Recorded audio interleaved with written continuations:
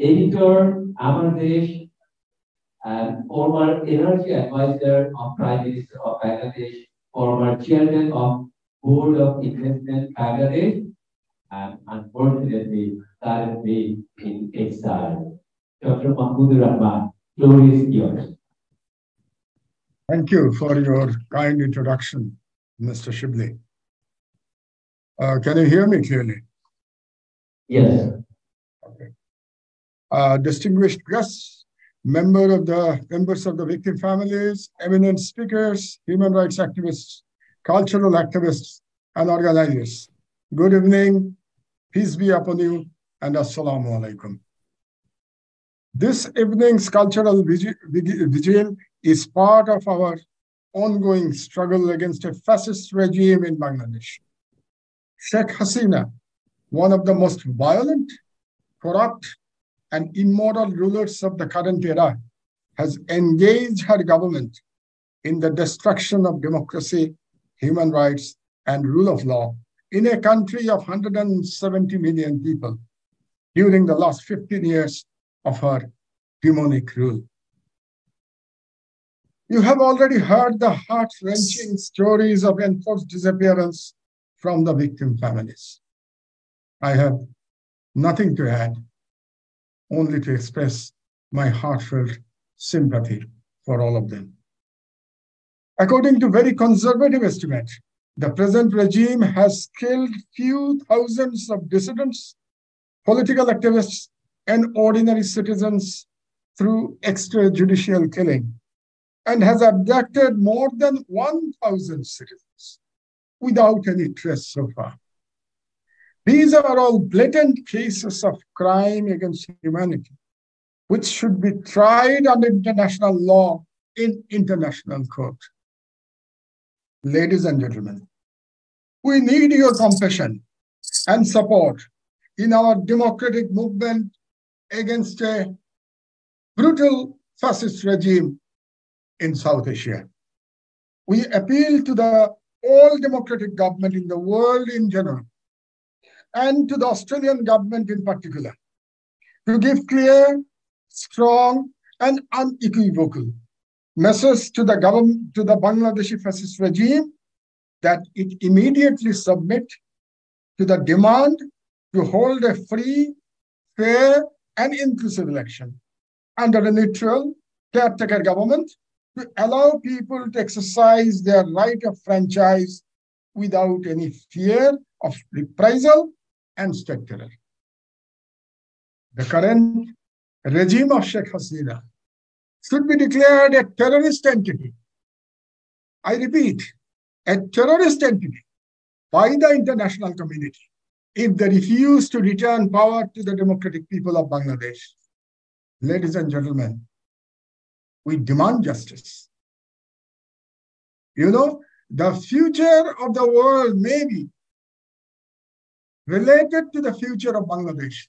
What is going to happen in the next 3-4 months in the next election?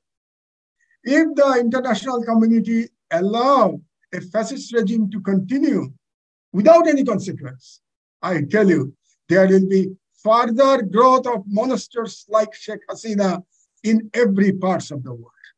Already we have seen that there is rise of authoritarian rulers in all around the world, and the democratic values are declining.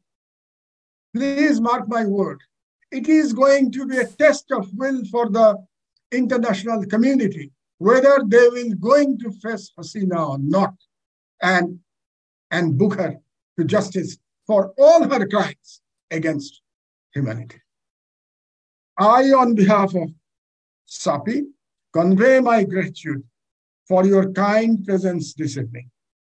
We pray to Almighty Allah for the return of the victims of enforced disappearances to their loved ones. We, the diaspora, will continue our struggle against the brutal regime, against all odds, in Bangladesh to establish unfettered democracy and rule of law in our country of birth. We'll not despair. We'll never despair, we'll never give up. Now, in continuation of what Pinaki has said, I just want to add a few sentences in Bengali. পিনাকির সাথে আমি সম্পূর্ণ একমত। লড়াইটা আমাদের। দুর্ভাগ্যবশত এই লড়াইটা আমরা নিজেরা না করে আমরা ভরসা করছি বিদেশিদের উপরে। বিদেশিরা আমাদের সহযোগী হিসেবে আসবে, কিন্তু মূলত লড়াইটা আমাদের। এবং এই লড়াই করতে গিয়ে আমাদের লড়াইয়ের পুরো ন্যারেটিভটা তৈরি করা জরুরি। দুর্ভাগ্যবশত আমি এখন পর্যন্ত যারা এই গণতন্ত্র এবং হিউম্যান রাইটস এবং এই ফ্যাসিস্ট সরকারের বিরুদ্ধে লড়াই করছেন, তারা লড়াই করছেন ঠিকই, কিন্তু তাদের ন্যারেটিভ পরিষ্কার, ন্যারেটিভ কনফিউজিং। পৃথিবীর কোন লড়াই, ফ্যাসিবাদ বিরোধী বলুন আর অথরিটেরিয়ান রেজিম বিরোধী লড়াই বলুন, এটা ন্যারেটিভ ছাড়া কোনো লড়াই সাফল্য লাভ করে নাই। আমাদের ন্যারেটিভে গলদ আছে। আজকে এই বিষয় নিয়ে খুব লম্বা আলোচনার প্ল্যাটফর্ম এটা নয়। যেহেতু পিনাকি প্রশ্নগুলো তুলেছে, তাই আমি আমার কথাটা বলে রাখছি। একমত হওয়া না হওয়া আপনাদের ব্যাপার। আমার অনেক কিছু ব্যাপারেই বাংলাদেশের যারা এমনকি ফ্যাসিবাদ বিরোধী আন্দোলনে যুক্ত, তারা অনেকের সাথেই একমত হন না। বাট এটাই ডেমোক্রেসির সৌন্দর্য। আমাদের বুঝতে হবে শেখ হাসিনার ফ্যাসিবাদের বিরুদ্ধে লড়াই দুটো ডাইমেনশন আছে।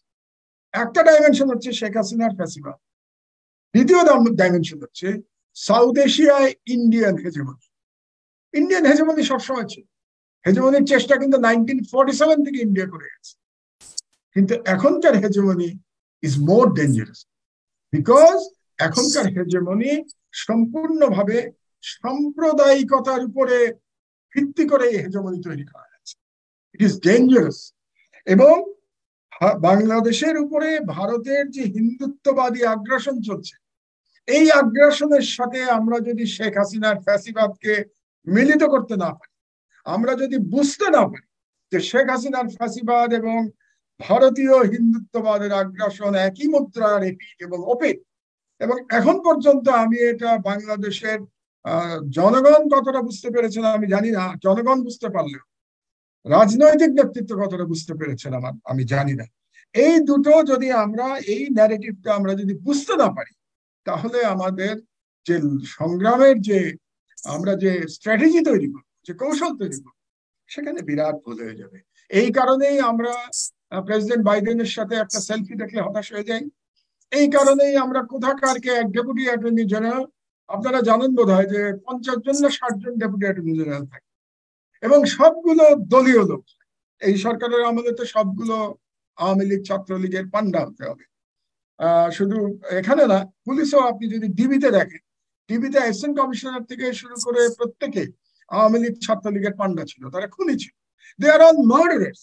তো এদের মধ্যে একজন হয়তো ব্যক্তিগত কোনো সুবিধার জন্য প্রফেসর ইউনূস নিয়ে তার বিবেক জাগ্রত হলো। মনে হয় যেন বাংলাদেশের 17 কোটি মানুষের কি হলো তাতে কিছু যায় আসে না। ইলিয়াস আলী গুম হয়ে গেল, আরমান গুম হয়ে গেল, তাতে কিছু বাংলাদেশের যায় আসে না, তাদের বিবেক জেগে ওঠে না কারণ। কিন্তু ইউনূস সাহেবের জন্য বিবেক জাগ্রত হয়। এগুলো দ্বিচারিতা, এগুলো নিয়ে আমাদের এগুলো নিয়ে আলোচনাই করা উচিত। আমি এটাকে আলোচনার বিষয়। তো এই কারণে আমি যেটা বলতে চাচ্ছি সর্বশেষে, যে এই বিষয়টি আমরা যদি উপলব্ধি না করি, এই ন্যারেটিভ তৈরি করে আমরা যদি লড়াইতে না নামি, তাহলে সেই লড়াইতে আপনি যে ধরনের গণবিস্ফোরণ, গণবিপ্লব আমরা দেখতে চাচ্ছি, ওই ধরনের বিপ্লব আমরা দেখতে পাবো। মানুষ যখন ফ্যাসিবাদের বিরুদ্ধে রাস্তায় নামবে, তখন তাকে নামার জন্য, জীবন দেওয়ার জন্য নামতে হবে। ধরে নিতে হবে যে আমার জীবন চলে যাবে।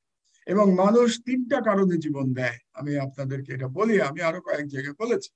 একটা হলো ব্যক্তিগত কারণ, মানুষ আত্মহত্যা করে বিভিন্ন কারণে, ডেসপেয়ার, পারিবারিক অশান্তি, অর্থনৈতিক প্রবলেম, নানা কারণে, মানসিক কারণ, এটা একটা কারণ। সুতরাং ব্যক্তিগত কারণে মানুষ আত্মহত্যা করে। দ্বিতীয়ত, মানুষ তার দেশের জন্য প্রাণ দেয়। দেশের জন্য প্রাণ দেওয়া একটা মহৎ কাজ। তো আপনি দেশের জন্য যখন প্রাণ দেবেন, তখন তো আপনাকে বলতে হবে যে বাংলাদেশটা দখল হয়ে গেছে। আপনার ন্যারেটিভ ঠিক করতে হবে, নাহলে আপনি দেশকে আনবেন কি করে? কেন আপনি দেশের জন্য প্রাণ দিচ্ছেন? কার আক্রমণ থেকে ঠেকানোর জন্য আপনি প্রাণ দিচ্ছেন? আপনি কি শুধু সরকার পরিবর্তনের জন্য প্রাণ দেবেন? এটা কেউ দেবে না। এটা ঘটনাচক্রে কেউ মারা গেলে সেটা ভিন্ন কথা, কিন্তু দেশের জন্য প্রাণ দেয়। আর একটা প্রাণ দেয় মানুষ তার বিশ্বাসের জন্য প্রাণ দেয়। সুতরাং আমাদের যে লড়াই, এখানে বিশ্বাস এবং দেশ দুটো জড়িয়ে আছে। বিশ্বাস জড়িয়ে আছে কেন? আমরা একটা হিন্দুত্ববাদী আগ্রাসনের বিরুদ্ধে লড়াই করছি। এবং আপনি যদি খেয়াল করেন, পৃথিবীর সব থেকে বেশি এখন সাম্প্রদায়িক রাষ্ট্রের নাম ভারত। যে ভারতে জাতিবাদের জন্য, যে ভারতের ধর্মীয় ডিফারেন্সের জন্য মহিলাদের উলঙ্গ করে রাস্তায় নামানো, রাস্তায় তাদেরকে মিছিল করা হচ্ছে, তাদের উপরে অত্যাচার করা হচ্ছে, সেই ভারত কি ভয়ঙ্কর একটা মানে শত্রু হতে পারে, এটা আপনারা নিজেরাই চিন্তা করে দেখেন যে ভারতের অভ্যন্তরে আছে। এবং সেই ভারত বাংলাদেশের উপরে হাত বাড়িয়েছে, যে দেশ প্রায় 90% অন্য ধর্মাবলম্বীর মানুষের দেশ। তাহলে এই যে আপনার বিশ্বাসের যে লড়াই এবং দেশের জন্য যে লড়াই, এই দুটোকে আমরা যদি এক করতে না পারি, তাহলে আমরা যেটা আশা করছি যে গণবিস্ফোরণের মাধ্যমে আমরা এই ডিমনিক সরকারকে সরাবো, সেরকম সম্ভাবনা কমে যায়। আর আমি বিশ্বাস করি মানুষের অর্থনৈতিক অবস্থা, মানুষের কোনো স্বাধীনতা নাই, মানুষের পেটে ভাত নাই, চলছে না, তারপরেও মানুষ ভয়ে চুপ করে আছে। এই ভয় ভাঙাতে হলে নতুন ন্যারেটিভ নিয়ে নামতে হবে, এবং নতুন ন্যারেটিভ নিয়ে নামলে এই ডিমন সরানো সম্ভব। কারণ ইসলামোফোবিক দুনিয়ায় আমরা বাস করি, এটা বলেছে পিনাকি, এবং এটা আমারই থিওরি, বহু বছর আগে লেখা থিওরি, এটা আমার আজ থেকে বোধহয় 1 যুগ আগে লেখা।